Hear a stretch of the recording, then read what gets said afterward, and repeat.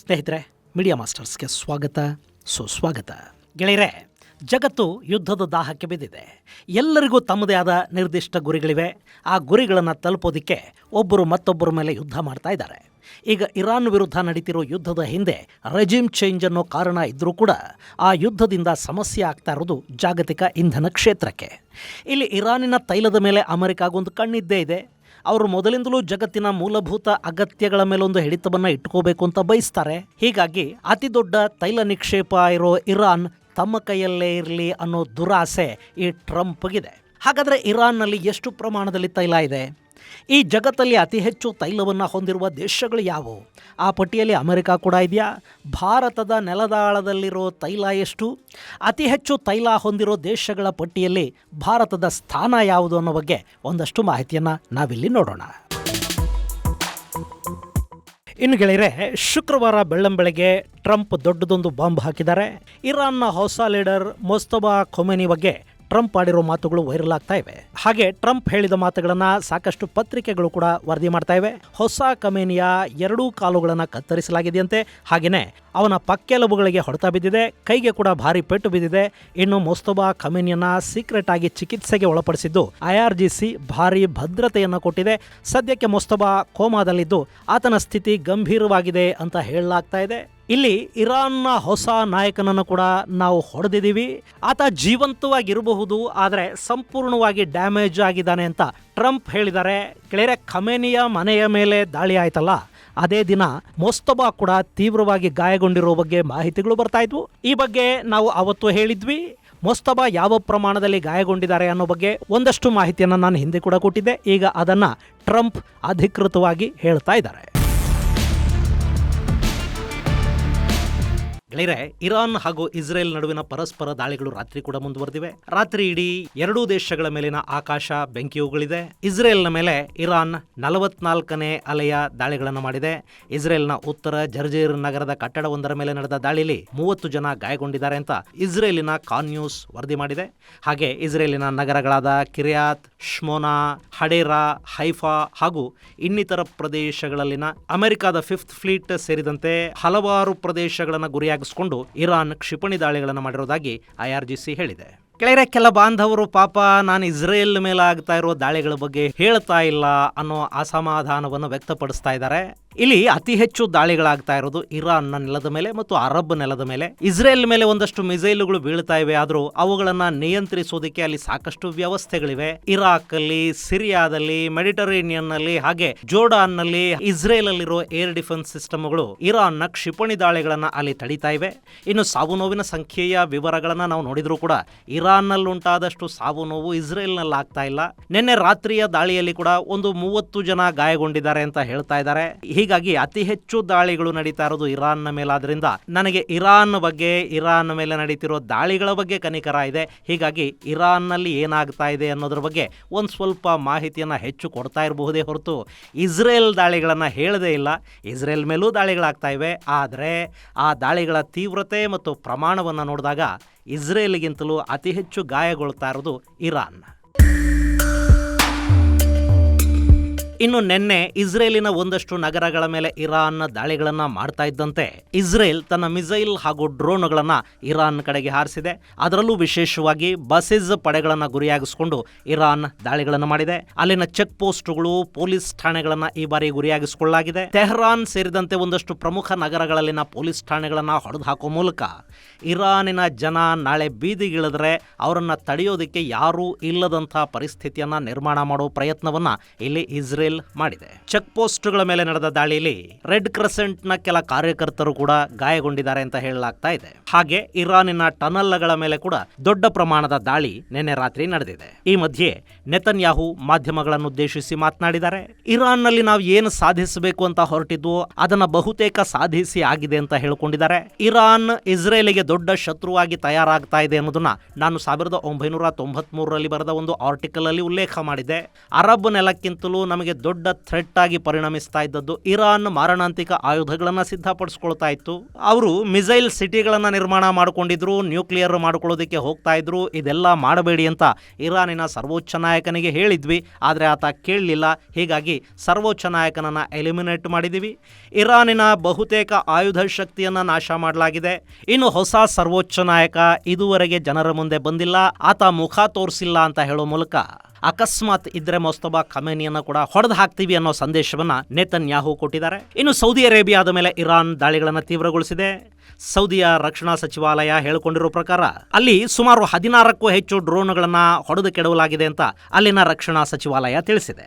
ಅಮೆರಿಕಾಗೆ ಸೇರಿದ KC-135 ರೀಫ್ಯೂಯಲ್ ವಿಮಾನವೊಂದು Iraq ಅಲ್ಲಿ ಪತನಗೊಂಡಿದೆ. ಆ ವಿಮಾನ ಅಪಘಾತಕ್ಕೀಡಾಯಿತು ಅಂತ ಸೆಂಟ್ಕಾಮ್ ಹೇಳ್ಕೊತಾ ಇದೆ. ಆದ್ರೆ ಇರಾಕ್ ನಲ್ಲಿನ ಇರಾನ್ ಬೆಂಬಲಿತ ಸಶಸ್ತ್ರ ಬಣ ಇಸ್ಲಾಮಿಕ್ ರೆಸಿಸ್ಟೆನ್ಸ್ ಇನ್ ಇರಾಕ್ ಪಶ್ಚಿಮ ಇರಾಕ್ ಅಲ್ಲಿ ನಾವು ಅಮೆರಿಕದ KC-135 ವಿಮಾನವನ್ನ ಹೊಡೆದು ಕೆಡವಿದೀವಿ ಅಂತ ಹೇಳ್ಕೊಂಡಿದ್ದಾರೆ. ಇನ್ನು ಅಮೆರಿಕದ ಸೆಂಟ್ರಲ್ ಕಮಾಂಡ್ ಬಿಡುಗಡೆ ಮಾಡಿದ ಹೊಸ ಸಂಖ್ಯೆಗಳ ಪ್ರಕಾರ ಆಪರೇಷನ್ ಎಪಿಕ್ ಫ್ಯೂರಿಯಲ್ಲಿ ಅಮೆರಿಕ ಇದುವರೆಗೆ ಇರಾನ್ನಲ್ಲಿನ ಸುಮಾರು 6,000 ಗುರಿಗಳ ಮೇಲೆ ದಾಳಿಯನ್ನು ಮಾಡಿದೆ. ಅವುಗಳ ಪೈಕಿ 60 ಹಡಗುಗಳು ಮತ್ತು 30 ಮೈನರ್ ಹಡಗುಗಳು ಸೇರ್ಕೊಂಡಿವೆ. ಹಾಗೆ ಇರಾನ್ನಲ್ಲಿನ ಕಮಾಂಡ್ ಕೇಂದ್ರಗಳು, ಶಸ್ತ್ರಾಸ್ತ್ರ ಉತ್ಪಾದನಾ ಸೌಲಭ್ಯಗಳು, ಬ್ಯಾಲಿಸ್ಟಿಕ್ ಕ್ಷಿಪಣಿ ತಾಣಗಳು, ಸಬ್ಮರೀನ್ಗಳು ಮತ್ತು ಏರ್ ಡಿಫೆನ್ಸ್ಗಳನ್ನು ನಾಶ ಮಾಡಿರುವುದಾಗಿ ಸೆಂಟ್ಕಾಮ್ ಹೇಳಿಕೊಂಡಿದೆ. ಇನ್ನು ಇಸ್ರೇಲ್ ರಾತ್ರಿ ಕೂಡ ತೆಹರಾನ್ ಮೇಲೆ ಭಯಾನಕ ಪ್ರಮಾಣದ ದಾಳಿಗಳನ್ನು ಮಾಡಿದೆ. ಹಾಗೆ ಒಂದಷ್ಟು ನೆಲದಾಳದ ನ್ಯೂಕ್ಲಿಯರ್ ಮತ್ತು ಮಿಸೈಲ್ ಫೆಸಿಲಿಟಿಗಳನ್ನು ಗುರಿಯಾಗಿಸಿಕೊಂಡು ಕೂಡ ಇಸ್ರೇಲ್ ತೀವ್ರ ಪ್ರಮಾಣದ ದಾಳಿಗಳನ್ನು ಮಾಡಿದೆ.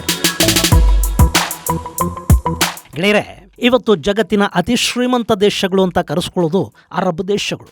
ಅದರಲ್ಲೂ ಅಲ್ಲಿನ ತೈಲ ಸಂಪದ್ಭರಿತ ದೇಶಗಳಾದ Saudi Arabia, Qatar, Kuwait, Bahrain, UAE ಮುಂತಾದ ದೇಶಗಳು. ಅವರಿಗೆ ಹಣ ತೈಲದಿಂದ ಬರುತ್ತೆ. ನಮ್ಮಲ್ಲಿ ನೀರು ಸಿಕ್ಕಂಗೆ ಅವರಿಗೆ ಕಚ್ಚಾ ತೈಲ ಸಿಗುತ್ತೆ, ಅದನ್ನು ಜಗತ್ತಿಗೆ ಮಾರಾಟ ಮಾಡ್ತಾರೆ. ಹೀಗಾಗಿ ಎಲ್ಲಿ ಇಟ್ಕೋಬೇಕು ಅನ್ನೋದು ಕೂಡ ಗೊತ್ತಾಗದಷ್ಟು ಹಣ ಅವ್ರ ಹತ್ರ ಇದೆ. ಅಲ್ಲಿ ಕೇವಲ ಅರಬ್ ದೇಶಗಳು ಮಾತ್ರ ಅಲ್ಲ, ಈ ಜಗತ್ತಲ್ಲಿ ತೈಲ ಸಿಗುವ ಎಲ್ಲ ದೇಶಗಳು ಕೂಡ ಶ್ರೀಮಂತ ದೇಶಗಳೇ. ಈಗ ಆಗ್ನೇಯ ಏಷ್ಯಾದ ದೇಶಗಳಲ್ಲಿರೋ ಬ್ರೂನಿ ಕೂಡ ತೈಲ ಸಂಪದ್ಭರಿತ ದೇಶ. ಅರಬ್ ನೆಲದಲ್ಲಿರೋಷ್ಟು ತೈಲ ಅಲ್ಲಿಲ್ಲದೆ ಇದ್ದರೂ ಕೂಡ ಆ ದೇಶ ಸಂಪದ್ಭರಿತವಾಗೇ ಇದೆ. ಇಲ್ಲಿ ಕೆಲ ದೇಶಗಳು ವ್ಯಾಪಾರ ಮಾಡ್ಕೊಂಡು ಸುಖವಾಗಿವೆ, ಮತ್ತೆ ಕೆಲ ದೇಶಗಳಿಗೆ ಇರೋ ಸಂಪತ್ತನ್ನು ಸರಿಯಾಗಿ ಬಳಸ್ಕೊಳ್ಳೋದಕ್ಕೆ ಬರ್ತಾ ಇಲ್ಲ. ಅಲ್ಲಿನ ಆಡಳಿತಗಳಲ್ಲಿ ಸಮಸ್ಯೆ ಇದೆ. ಹೀಗಾಗಿ ಅವರು ಸಂಪದ್ಭರಿತ ದರಿದ್ರರ ಥರ ಕಾಣ್ತಾ ಇದ್ದಾರೆ. ಈ ಉದಾಹರಣೆಗೆ ಆಫ್ರಿಕಾದ ದೇಶಗಳನ್ನು ನೋಡಿ, ಅಲ್ಲಿ ಕೂಡ ತೈಲ ಇದೆ, ಅಷ್ಟೇ ಬಡತನ ಕೂಡ ಅಲ್ಲಿದೆ. ಯಾಕೆಂದ್ರೆ ಅಲ್ಲಿ ರಾಜಕೀಯ ಸ್ಥಿರತೆ ಇಲ್ಲ. ಅಸ್ಥಿರತೆ ಮತ್ತು ಉಗ್ರವಾದ ಆ ದೇಶವನ್ನು ಕಿತ್ತು ತಿಂತಾ ಇವೆ. ಇನ್ನು ಇರಾನ್ ಅನ್ನು ನೋಡಿ, ಅಲ್ಲಿ ಅತಿ ಹೆಚ್ಚು ತೈಲ ಮತ್ತು ನ್ಯಾಚುರಲ್ ಗ್ಯಾಸ್ ಇದೆ. ಆದರೆ ಆಡಳಿತ ಅನಗತ್ಯ ಹಠಮಾರಿತನಕ್ಕೆ ಬಿದ್ದು ಇರೋ ತೈಲವನ್ನು ಮಾರಾಟ ಮಾಡೋದಕ್ಕೆ ಸಾಧ್ಯವಾಗದ ಪರಿಸ್ಥಿತಿಯನ್ನು ನಿರ್ಮಾಣ ಮಾಡಿಕೊಂಡು ತನ್ನ ಅಭಿವೃದ್ಧಿಗೆ ತಾನೇ ಕಲ್ಲು ಹಾಕ್ಕೊಳ್ತಾ ಇದೆ. ಉಗ್ರವಾದ ಆ ದೇಶವನ್ನು ಕಿತ್ತು ತಿಂತಾ ಇದೆ. ಇನ್ನು ವೆನೆಜುವೆಲಾ, ಅಲ್ಲಿ ತೈಲದ ಹಣ ಎಷ್ಟಿತ್ತು ಅಂದರೆ ಅಲ್ಲಿನ ಸರ್ಕಾರ ಎಲ್ಲವನ್ನ ಫ್ರೀ ಕೊಡೋದಕ್ಕೆ ನಿಲ್ತು. ಜನರಿಗೆ ದುಡಿಯೋದನ್ನು ಅವರು ಕಲಿಸಲಿಲ್ಲ. ಒಂದಿನ ತೈಲ ಮಾರುಕಟ್ಟೆಯಲ್ಲಿ ಸ್ವಲ್ಪ ಅಲ್ಲೋಲ ಕಲ್ಲೋಲ ಆಯಿತು, ಅಷ್ಟೇ. ಆ ದೇಶ ಮಕಾಡೆ ಮಲಗಿತು. ಅದರ ಜೊತೆ ನಿರ್ಬಂಧಗಳು ಬಿದ್ದು ಅಲ್ಲಿಗೆ ಎಲ್ಲ ಢಮಾರ್. ಇದೇ ರೀತಿ ಲಿಬಿಯಾ ಕೂಡ ಜನರಿಗೆ ಎಲ್ಲವನ್ನ ಕೊಟ್ಟು ಕಡೆಗೆ ಅದೇ ಜನ ದಂಗೆ ಏಳೋದಕ್ಕೆ ಕಾರಣ ಆಗಿ ಈಗ ಅಲ್ಲಿ ಅಸ್ಥಿರ ಆಡಳಿತದ ಕೈಯಲ್ಲಿ ನರಳೋ ಪರಿಸ್ಥಿತಿಯನ್ನು ತಂದುಕೊಂಡಿದೆ. ಗೆಳೆಯರೆ, ತೈಲ ಸಂಪದ್ಭರಿತ ದೇಶಗಳಿಗೆ ಸುಲಭವಾಗಿ ಹಣ ಬರುತ್ತೆ ಅನ್ನೋದು ನಿಜ. ಆದರೆ ಅದನ್ನು ಸರಿಯಾಗಿ ಬಳಸ್ಕೊಳ್ಳೋ ಚಾಕಚಕ್ಯತೆ ಇರೋ ದೇಶಗಳು ಅಭಿವೃದ್ಧಿಯನ್ನು ಕಾಣುತ್ತವೆ. ಹಾಗಲ್ಲದೆ ಇದ್ರೆ ಅಲ್ಲಿಗೆ ಅಮೆರಿಕಾದಂಥ ದೇಶಗಳು ಬಂದು ಇರೋದನ್ನೆಲ್ಲ ಕೊಳ್ಳೆ ಹೊಡೆಯೋದಕ್ಕೆ ಶುರು ಮಾಡುತ್ತವೆ. ಈಗ ವೆನೆಜುವೆಲಾದಲ್ಲಿ, ಆಫ್ರಿಕಾದಲ್ಲಿ ಆಗ್ತಾ ಇರೋದೇನೆ. ಇರಾನ್ ಕೂಡ ಈಗ ಅದೇ ಸ್ಥಿತಿಗೆ ತಲುಪಿದರೆ ಆಶ್ಚರ್ಯ ಪಡಬೇಕಿಲ್ಲ. ಈ ಇರಾನ್ನಲ್ಲಿ ಸರಿಸುಮಾರು 208 ಬಿಲಿಯನ್ ಬ್ಯಾರಲ್ಗಳಷ್ಟು ತೈಲ ನಿಕ್ಷೇಪ ಇದೆ ಅಂತ ಹೇಳ್ತಾರೆ. ಈ ಮಾಹಿತಿಯನ್ನು ಒಪೆಕ್ ಅಲ್ಲದೆ ಪಶ್ಚಿಮದ ತೈಲ ಕಂಪನಿಗಳು ಕೂಡ ದೃಢೀಕರಿಸ್ತಾ ಇವೆ. ಇಲ್ಲಿ ಇಷ್ಟೆಲ್ಲ ತೈಲ ಇದ್ದರೂ ಇಸ್ಲಾಮಿಕ್ ಆಡಳಿತದ ಕಾರಣದಿಂದ ಈ ದೇಶದ ಮೇಲೆ ನಿರ್ಬಂಧಗಳು ಹೆಚ್ಚಾಗಿವೆ. ಹೀಗಾಗಿ ಇಲ್ಲಿ ತೈಲ ಇದ್ದರೂ ಕೂಡ ಅದನ್ನು ಯಾರಿಗೂ ಮಾರಾಟ ಮಾಡೋದಕ್ಕೆ ಅವರಿಗೆ ಸಾಧ್ಯ ಆಗ್ತಾ ಇಲ್ಲ. ಅವರು ಚೈನಾಗೆ ಡಿಸ್ಕೌಂಟ್ ಬೆಲೆಯಲ್ಲಿ ಮಾರ್ತಾ ಇದ್ದಾರೆ. ಇದರಿಂದ ಹೆಚ್ಚು ಲಾಭ ಬರ್ತಿಲ್ಲ. ಇಲ್ಲದೇ ಇದ್ದಿದ್ರೆ ಇವತ್ತು ಇರಾನ್ ಅನ್ನೋದು ಅರಬ್ ದೇಶಗಳನ್ನು ಕೂಡ ಮೀರಿಸಿ ಶ್ರೀಮಂತಗೊಂಡು ಬಿಡ್ತಾ ಇತ್ತು ಏನೋ. ಯಾಕೆಂದರೆ ಇರಾನ್ನಲ್ಲಿ ಕೇವಲ ತೈಲ ಮಾತ್ರ ಅಲ್ಲ, ಅಲ್ಲಿ ಯುರೇನಿಯಂ ಇದೆ. ಅದರ ಜೊತೆಗೆ ಇನ್ನಿತರ ರೇರ್ ಅರ್ತ್ ಮಿನರಲ್ಸ್ ಕೂಡ ಅಲ್ಲಿ ದೊಡ್ಡ ಪ್ರಮಾಣದಲ್ಲಿ ಸಿಗುತ್ತವೆ. ಎಲ್ಲ ಇದೆ, ಆದರೆ ಅಳಿಯನ ಬಾಯಲ್ಲಿ ಶನಿ ಅಂತಾರಲ್ಲ, ಅದು ಇರಾನ್ನ ಪರಿಸ್ಥಿತಿ. ಇನ್ನು ಇರಾನ್ ಏನೋ 3ನೇ ಸ್ಥಾನದಲ್ಲಿದೆ. ಹಾಗಾದರೆ ಈ ಜಗತ್ತಲ್ಲಿ ಅತಿ ಹೆಚ್ಚು ತೈಲವನ್ನು ಹೊಂದಿರುವ ದೇಶ ಯಾವುದು?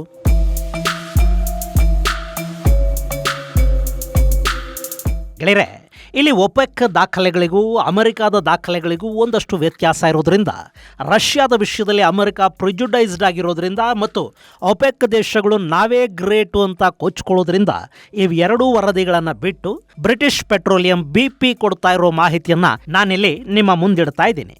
BP ಪ್ರಕಾರ ಜಗತ್ತಲ್ಲಿ ಅತಿ ಹೆಚ್ಚು ತೈಲ ಹೊಂದಿರುವ 10ನೇ ದೇಶ ಅಂದರೆ ಅದು ಲಿಬಿಯಾ. ಲಿಬಿಯಾದಲ್ಲಿ 48 ಬಿಲಿಯನ್ ಬ್ಯಾರೆಲ್ನಷ್ಟು ತೈಲ ಇದೆಯಂತೆ.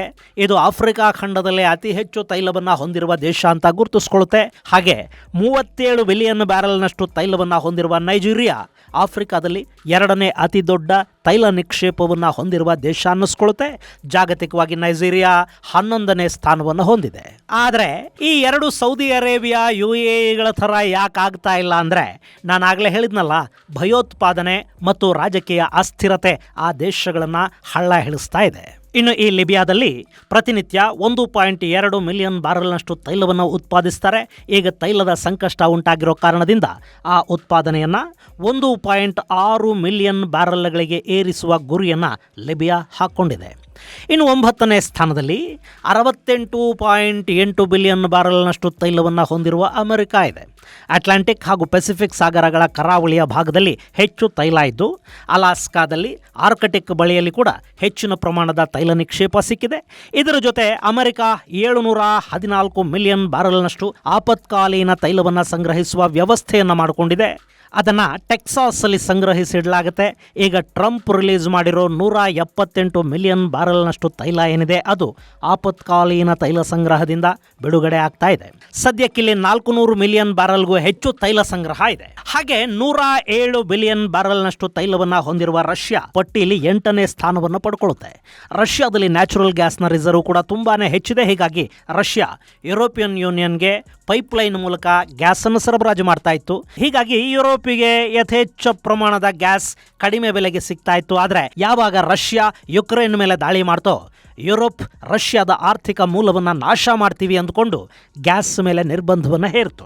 ಪರಿಣಾಮ ಸಮಸ್ಯೆ ರಷ್ಯಾಗೂ ಆಯಿತು, ಅದಕ್ಕಿಂತ ಹೆಚ್ಚಿನ ಸಮಸ್ಯೆ ಯುರೋಪ್ಗೆ ಕೂಡ ಆಯಿತು. ಹೀಗಾಗಿ ಯುರೋಪ್ ನ್ಯಾಚುರಲ್ ಗ್ಯಾಸ್ಗಾಗಿ ಅರಬ್ ದೇಶಗಳು ಮತ್ತು ಆಫ್ರಿಕಾದ ಕಡೆ ಮುಖ ಮಾಡಬೇಕಾಗಿ ಬಂತು.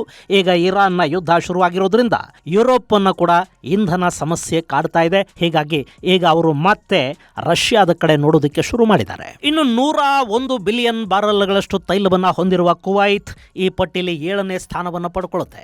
ಅಲ್ಲ, ಇಲ್ಲಿ ರಷ್ಯಾದಲ್ಲಿ ಕುವೈತ್ಗಿಂತಲೂ ಹೆಚ್ಚಿನ ತೈಲ ಇದೆ ಅಂದ ಮೇಲೆ ರಷ್ಯಾ ಅಲ್ವಾ 7ನೇ ಸ್ಥಾನದಲ್ಲಿರಬೇಕು, ಕುವೈತ್ ಅಲ್ವಾ 8ನೇ ಸ್ಥಾನಕ್ಕೆ ಹೋಗಬೇಕು ಅಂತ ನಿಮಗೆ ಅನ್ನಿಸ್ಬೋದು. ಆದರೆ ಕುವೈತಲ್ಲಿ ಈಗ ಏನು ಹೇಳ್ತಾ ಇದ್ದಾರೆ, ಇದಕ್ಕಿಂತಲೂ ಹೆಚ್ಚಿನ ಪ್ರಮಾಣದ ತೈಲ ಇದೆ ಅಂತ ಅಮೆರಿಕ ಮತ್ತು ಒಪೆಕ್ ದೇಶಗಳು ಹೇಳ್ತಾ ಇವೆ. ಹಾಗೆ ರಷ್ಯಾದ ಬಳಿ ಅಷ್ಟೊಂದು ತೈಲ ಇಲ್ಲ, ಅಲ್ಲಿ ಕೇವಲ 58 ಬಿಲಿಯನ್ ಬ್ಯಾರೆಲ್ ಮಾತ್ರ ತೈಲ ಇದೆ ಅಂತ ಒಪೆಕ್ ಹೇಳುತ್ತೆ. ಹೀಗಾಗಿನೇ ನಾನು ನಿಮಗಾಗಲೇ ಒಪೆಕ್ ಮತ್ತು ಅಮೆರಿಕಾದ ಲೆಕ್ಕಾಚಾರಗಳನ್ನು ಪಕ್ಕಕ್ಕಿಟ್ಟು ನಾನು BPಯ ಲೆಕ್ಕವನ್ನು ಮಾತ್ರ ತಗೋತೀನಿ ಅಂತ ಹೇಳಿದ್ದು. ಇನ್ನು 97.8 ಬಿಲಿಯನ್ ಬ್ಯಾರೆಲ್ಗಳಷ್ಟು ತೈಲ ನಿಕ್ಷೇಪವನ್ನು ಹೊಂದಿರುವ UAE ಈ ಪಟ್ಟಿಯಲ್ಲಿ 6ನೇ ಸ್ಥಾನವನ್ನು ಪಡ್ಕೊಳ್ಳುತ್ತೆ. ಇಲ್ಲಿ UAE ಬಗ್ಗೆ ಒಪೆಕ್ ಮತ್ತು ಅಮೆರಿಕ ಬೇರೆಯದ್ದೇ ಮಾಹಿತಿಯನ್ನು ಕೊಡುತ್ತವೆ. ಈ ಎರಡರ ಪ್ರಕಾರ UAEಯಲ್ಲಿ 113 ಬಿಲಿಯನ್ ಬ್ಯಾರೆಲ್ಗಳಷ್ಟು ತೈಲ ಇದೆಯಂತೆ. ಹೀಗಾಗಿನೇ ಈ ಪಟ್ಟಿಯಲ್ಲಿ 6ನೇ ಸ್ಥಾನವನ್ನು UAEಗೆ ಕೊಡಲಾಗ್ತಾ ಇದೆ. ಇನ್ನು 5ನೇ ಸ್ಥಾನದಲ್ಲಿರುವುದು ಕೆನಡಾ. ಅಲ್ಲಿ 172 ಬಿಲಿಯನ್ ಬ್ಯಾರೆಲ್ನಷ್ಟು ತೈಲ ಇದೆ. ಕೆನಡಾದ ಆರ್ಕಟಿಕ್ ರೀಸನ್ನಲ್ಲಿ ತೈಲ ಇದೆ. ಈಗ ಅದೇ ತೈಲವನ್ನು ಭಾರತಕ್ಕೆ ಕೂಡ ನಾವು ಕೊಡ್ತೀವಿ ಅಂತ ಕೆನಡಾ ಹೇಳ್ತಾ ಇದೆ. ಈ ಬಗ್ಗೆ ಈಗಾಗಲೇ ಒಪ್ಪಂದಗಳಾಗ್ತಾ ಇವೆ. ಕೆನಡಾದ ತೈಲ ಈ ತಿಂಗಳ ಕೊನೆಯ ಹೊತ್ತಿಗೆ ಅಥವಾ ಮುಂದಿನ ತಿಂಗಳ ಆರಂಭದ ಹೊತ್ತಿಗೆ ಭಾರತದ ಕಡೆಗೆ ಬರೋ ಸಾಧ್ಯತೆ ಇರುತ್ತೆ. ತೈಲದ ಜೊತೆ ಕೆನಡಾ ಗ್ಯಾಸ್ ಪೂರೈಕೆಯನ್ನು ಕೂಡ ಮಾಡುತ್ತೆ. 175 ಬಿಲಿಯನ್ ಬ್ಯಾರೆಲ್ನಷ್ಟು ತೈಲವನ್ನು ಹೊಂದಿರುವ ಇರಾಕ್ ಈ ಪಟ್ಟಿಯಲ್ಲಿ 4ನೇ ಸ್ಥಾನವನ್ನು ಪಡ್ಕೊಳ್ಳುತ್ತೆ. ಸದ್ಯಕ್ಕೆ ಇರಾಕ್ನ ಸಾಕಷ್ಟು ತೈಲ ಬಾವಿಗಳ ಮೇಲೆ ಅಮೆರಿಕದ ಕಂಪನಿಗಳು ಬಂದು ಕೂತಿವೆ. ನಿಮಗೆ ನೆನಪಿರಬೇಕು, 2003ರಲ್ಲಿ ಅಮೆರಿಕ ಇರಾಕ್ ಮೇಲೆ ದಾಳಿ ಮಾಡಿ ಸದಾಂ ಹುಸೇನನ್ನ ಗಲ್ಲಿಗೇರಿಸಿದ್ದರ ಹಿಂದೆ ಕೂಡ ಇದ್ದದ್ದು ಇದೇ ತೈಲದ ಕಾರಣ. ಈಗ ಅಮೆರಿಕ ನಿರುಮ್ಮಳವಾಗಿ ಅಲ್ಲಿನ ತೈಲವನ್ನು ಹೊರತೆಗೆದು ಮಾರಾಟ ಮಾಡ್ತಾ ಇದೆ. ಅದರ ಒಂದಷ್ಟು ಹಣ ಇರಾಕ್ಗೆ ಕೂಡ ಹೋಗ್ತಾ ಇದೆ. ಇನ್ನು ಈ ಹಿಂದೆ ಅಂದರೆ ಭಾರತ ಇರಾನ್ ತೈಲ ಖರೀದಿಯನ್ನು ನಿಲ್ಲಿಸಿದ ನಂತರ ಮತ್ತು ರಷ್ಯಾ ಯುಕ್ರೇನ್ ಯುದ್ಧ ಶುರುವಾಗೋ ಮೊದಲು ಭಾರತಕ್ಕೆ ಬರ್ತಾ ಇದ್ದ ತೈಲದ ಪೈಕಿ ಬಹುಪಾಲು ತೈಲ ಇರಾಕ್ನಿಂದಲೇ ಬರ್ತಾ ಇತ್ತು. ರಷ್ಯಾದ ಡಿಸ್ಕೌಂಟೆಡ್ ತೈಲ ಭಾರತಕ್ಕೆ ಬರುವುದು ಶುರುವಾದ ಮೇಲೆ ರಷ್ಯಾ ನಂಬರ್ 1 ಸ್ಥಾನಕ್ಕೆ ಬಂತು, ಇರಾಕ್ 2ನೇ ಸ್ಥಾನಕ್ಕೆ ತಳ್ಳಲ್ಪಡ್ತು. ಇನ್ನು ಈ ಪಟ್ಟಿಲಿ 3ನೇ ಸ್ಥಾನದಲ್ಲಿರೋದು ಇರಾನ್. ಈ ಬಗ್ಗೆ ನಿಮಗೆ ಮೊದಲೇ ಮಾಹಿತಿಯನ್ನು ಕೊಟ್ಟಿದ್ದೀನಿ. ಇನ್ನು 2ನೇ ಸ್ಥಾನ ಸೌದಿ ಅರೇಬಿಯಾಗೆ ಸಿಗ್ತಾ ಇದೆ. ಸೌದಿಯಲ್ಲಿ 297 ಬಿಲಿಯನ್ ಬ್ಯಾರಲ್ಗಳಷ್ಟು ತೈಲ ಸಂಪತ್ತಿದೆ ಅಂತ ಹೇಳ್ತಾರೆ. 2000ರವರೆಗೆ ಸೌದಿ ಅರೇಬಿಯಾ ಜಗತ್ತಿನ ಅತಿ ದೊಡ್ಡ ತೈಲ ನಿಕ್ಷೇಪವನ್ನು ಹೊಂದಿರುವ ದೇಶವಾಗಿ ಗುರುತಿಸಿಕೊಂಡಿತ್ತು. ಈ ಸೌದಿ ಅರೇಬಿಯಾದ ತೈಲವನ್ನು ಭಾರತ ಕೂಡ ಖರೀದಿ ಮಾಡ್ತಾ ಇದೆ. ಭಾರತದ 3ನೇ ಅತಿ ದೊಡ್ಡ ತೈಲ ಸರಬರಾಜುದಾರ ದೇಶ ಈ ಸೌದಿ ಅರೇಬಿಯಾ. ಸೌದಿಯ ಈಸ್ಟರ್ನ್ ಪ್ರಾವಿನ್ಸಲ್ಲಿ ಅಂದರೆ ಪರ್ಷಿಯನ್ ಗಲ್ಫಲ್ಲಿ ಅತಿ ಹೆಚ್ಚು ಪ್ರಮಾಣದ ತೈಲ ನಿಕ್ಷೇಪಗಳಿವೆ. ಇನ್ನು ಈ ಜಗತ್ತಲ್ಲಿ ಸೌದಿ ಅರೇಬಿಯಾನ ಮೀರಿಸುವ ತೈಲ ಸಂಪತ್ತನ್ನು ಹೊಂದಿರೋದು ವೆನಿಜುವೆಲಾ. ಗೆಳೆಯರೆ, ವೆನಿಜುವೆಲಾ ಈ ಪಟ್ಟಿಯಲ್ಲಿ ಮೊದಲ ಸ್ಥಾನವನ್ನು ಪಡ್ಕೊಳ್ಳುತ್ತೆ. ಸದ್ಯಕ್ಕಲ್ಲಿ 303 ಬಿಲಿಯನ್ ಬ್ಯಾರಲ್ಗಳಷ್ಟು ತೈಲ ಇದೆ ಅಂತ ಹೇಳ್ತಾರೆ. ಆದರೆ ವೆನಿಜುವೆಲಾದ ಕ್ರೂಡ್ ಇದೆಯಲ್ಲ, ಅದು ತುಂಬಾನೇ ಹೆವಿ ಕ್ರೂಡ್ ಅಂತ ಕರೆಸ್ಕೊಳ್ಳುತ್ತೆ. ಇದನ್ನು ರಿಫೈನ್ ಮಾಡೋದಕ್ಕೆ ಅಂದರೆ ಸಂಸ್ಕರಿಸೋದಕ್ಕೆ ವಿಶೇಷವಾದ ರಿಫೈನರಿಗಳು ಬೇಕಾಗುತ್ತವೆ. 2000ರವರೆಗೆ ವೆನಿಜುವೆಲಾ ಅರಬ್ ದೇಶಗಳಿಗಿಂತ ಹಿಂದಿತ್ತು. ಆದರೆ ಯಾವಾಗ ಒರಿನೋಕೋ ಬೆಲ್ಟಲ್ಲಿ ತೈಲ ಸಿಕ್ತೋ ಅಲ್ಲಿಗೆ ವೆನಿಜುವೆಲಾ ತೈಲ ನಿಕ್ಷೇಪಗಳಲ್ಲಿನ ತೈಲದ ಪ್ರಮಾಣ ಹೆಚ್ಚಾಯಿತು. 2015ರಲ್ಲಿ ವೆನಿಜುವೆಲಾ ತನ್ನ ಬಳಿ 300 ಬಿಲಿಯನ್ ಬ್ಯಾರಲ್ನಷ್ಟು ತೈಲ ನಿಕ್ಷೇಪ ಇದೆ ಅಂತ ಘೋಷಿಸಿಕೊಂಡ ನಂತರ ಸೌದಿ ಅರೇಬಿಯಾನ ಹಿಂದಿಕ್ಕಿ ಜಗತ್ತಲ್ಲೇ ಅತಿ ಹೆಚ್ಚು ತೈಲ ನಿಕ್ಷೇಪವನ್ನು ಹೊಂದಿರುವ ದೇಶವಾಗಿ ವೆನಿಜುವೆಲಾ ಗುರುತಿಸಿಕೊಳ್ತು. 2006ರವರೆಗೆ ಪ್ರತಿನಿತ್ಯ 1.4 ಮಿಲಿಯನ್ ಬ್ಯಾರಲ್ನಷ್ಟು ತೈಲವನ್ನು ವೆನಿಜುವೆಲಾ ಅಮೆರಿಕ ಒಂದಕ್ಕೆ ಸರಬರಾಜು ಮಾಡ್ತಾ ಇತ್ತು. ಆದರೆ 2009ರಲ್ಲಿ ಪ್ರತಿನಿತ್ಯ 2.47 ಮಿಲಿಯನ್ ಬ್ಯಾರಲ್ನಷ್ಟು ತೈಲವನ್ನು ವೆನಿಜುವೆಲಾ ಹೊರತೆಗಿತಾ ಇದೆ ಅಂತ ಒಪೆಕ್ ದೇಶಗಳು ಹೇಳಿದ್ವು. ಅಷ್ಟು ಪ್ರಮಾಣದಲ್ಲಿ ತೈಲವನ್ನು ಹೊರತೆಗೆದ್ರೂ ಕೂಡ ವೆನಿಜುವೆಲಾದಲ್ಲಿನ ತೈಲ ಇನ್ನೂ 234 ವರ್ಷಗಳಿಗೆ ಆಗುವಷ್ಟಿದೆ ಅನ್ನೋ ಮಾಹಿತಿ ಕೂಡ ಸಿಕ್ತು. ಸೊ ವೆನಿಜುವೆಲಾ ಈಗ ಜಾಗತಿಕ ತೈಲ ಲೋಕದ ದಿಗ್ಗಜನಾಗಿ ಮೊದಲ ಸ್ಥಾನದಲ್ಲಿ ನಿಲ್ತಾ ಇದೆ. ಆದರೆ ವೆನಿಜುವೆಲಾದು ಹೆವಿ ಕ್ರೂಡ್, ಹೀಗಾಗಿ ಮಾರುಕಟ್ಟೆಯಲ್ಲಿ ಇದಕ್ಕೆ ತುಂಬ ಬೆಲೆ ಇಲ್ಲ.